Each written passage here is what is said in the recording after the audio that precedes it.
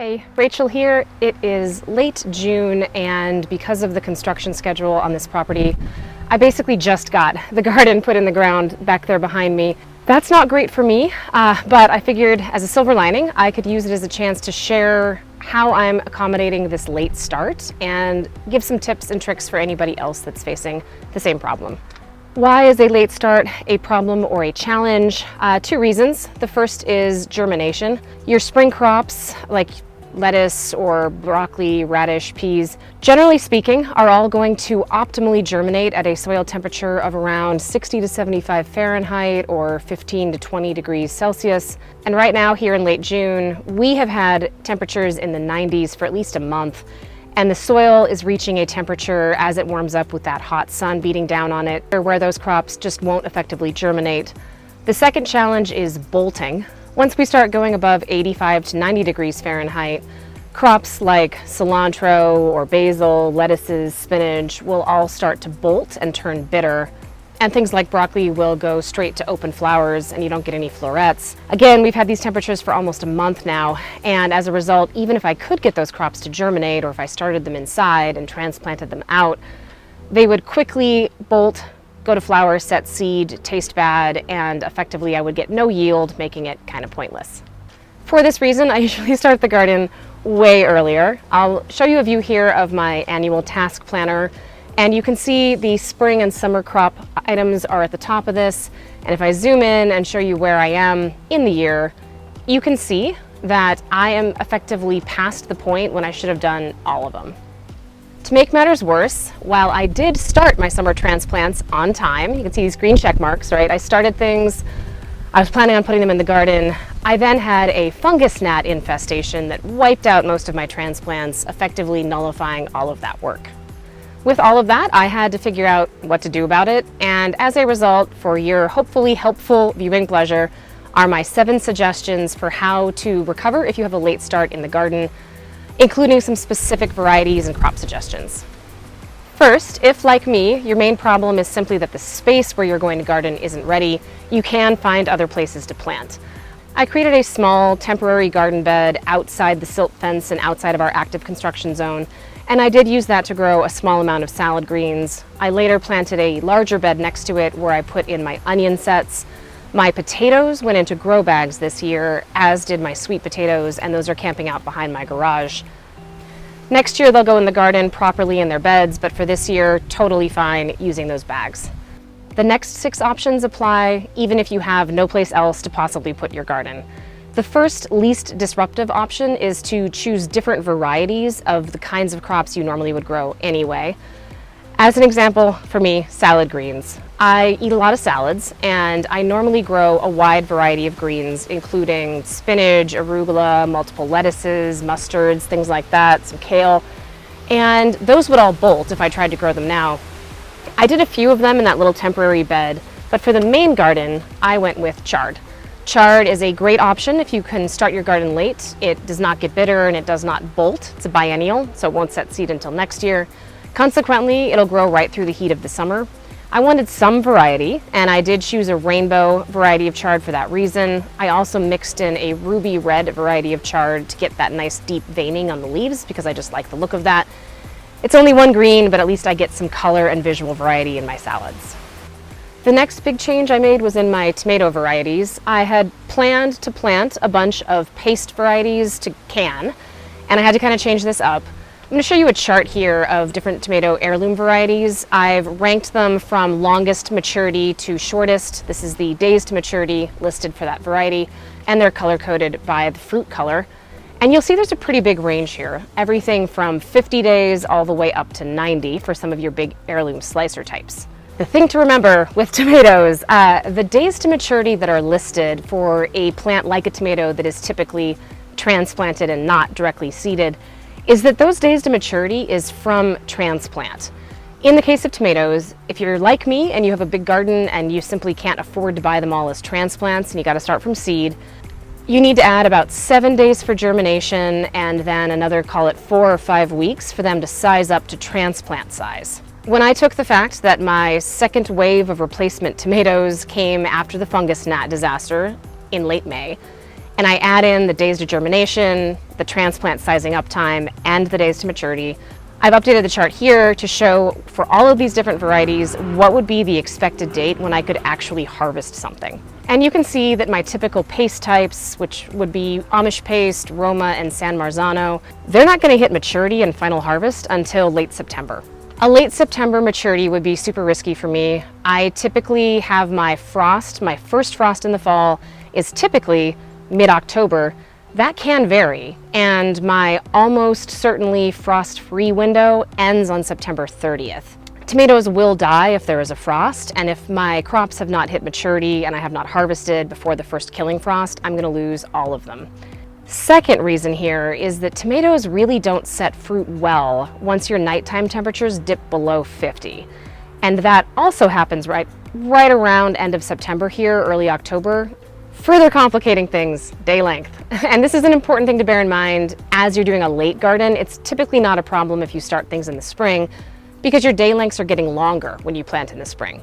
But if, like me, you were planting after the summer solstice has already passed, your days are getting shorter. If you saw my prior video on the Persephone period, you know that plant growth will cease altogether, effectively, on the day that you drop lower than 10 hours of daylight. That for me is November 10th.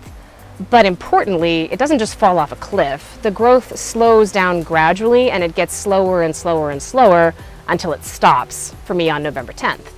That means by the time my paste tomatoes would be ripening in late September, I mean, that's risky even with full growth, but at that point in time, it's going to be slower growth, and those days to maturity that are listed for each of the varieties doesn't really apply. You got to kind of stretch that out a bit. I combine all of that together, and I was pretty sure that if I went with my normal paste varieties, I was not going to get a good yield. Instead, I planted the shortest season varieties that I happened to have seed for on hand.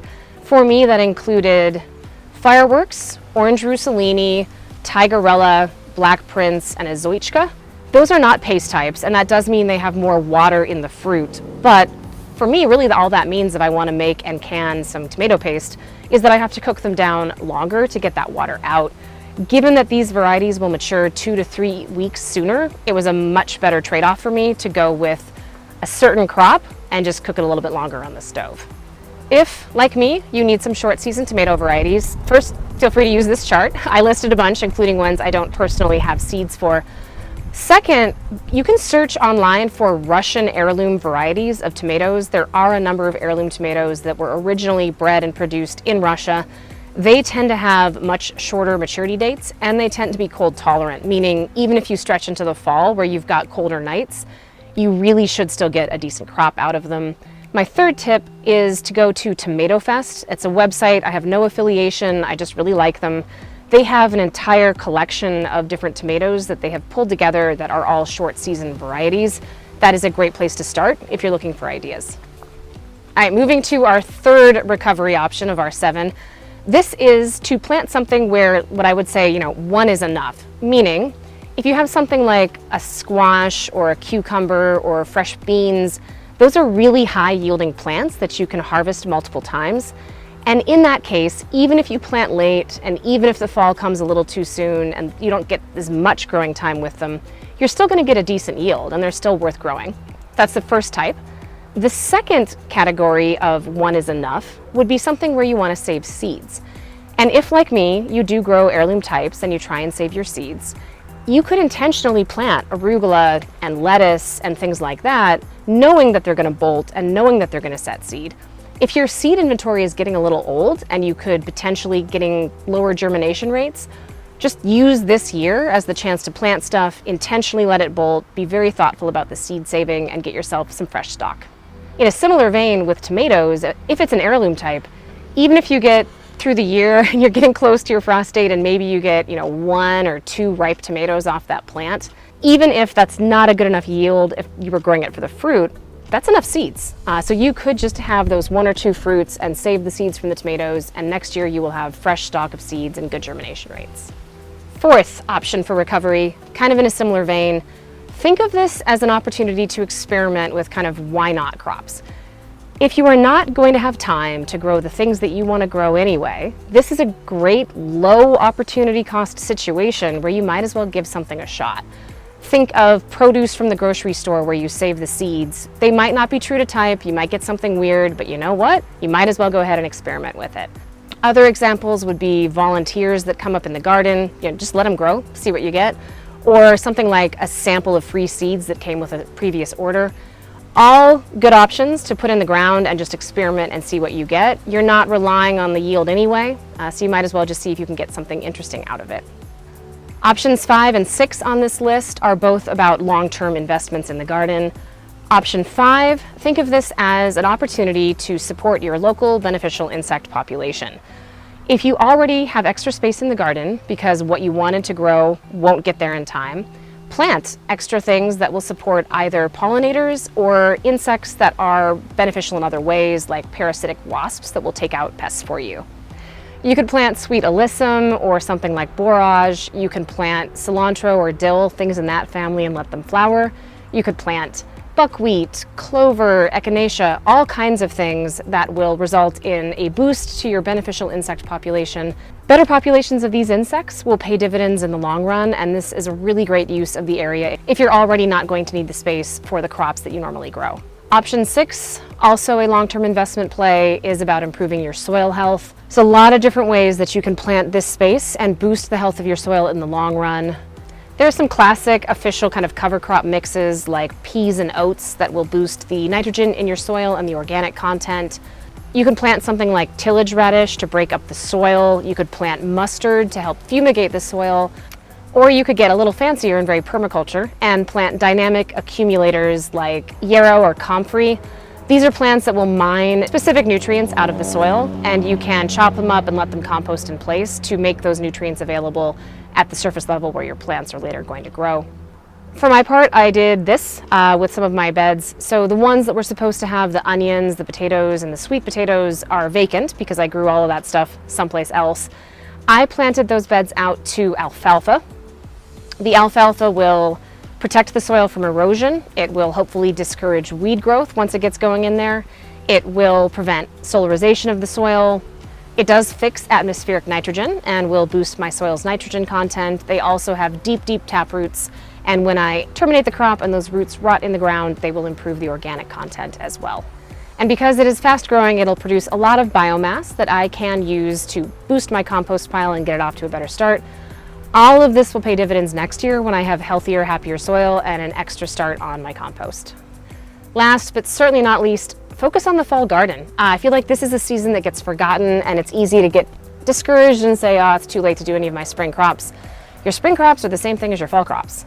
So if I go back to my annual planner, my fall and winter stuff is kind of on the bottom half here. And if you zoom in, you can see I'm still a whole month ahead of when I would need to start some of my fall transplants.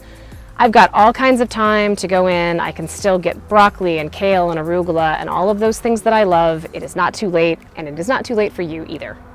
I hope that was helpful, and if I can find the silver lining here, so can you.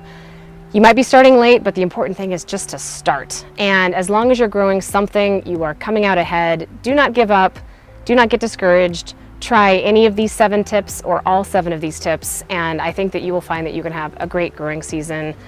If you have other tips that I didn't mention, please do comment below and add them for everybody else's benefit. Otherwise, until next time, I hope this one was helpful. Thanks.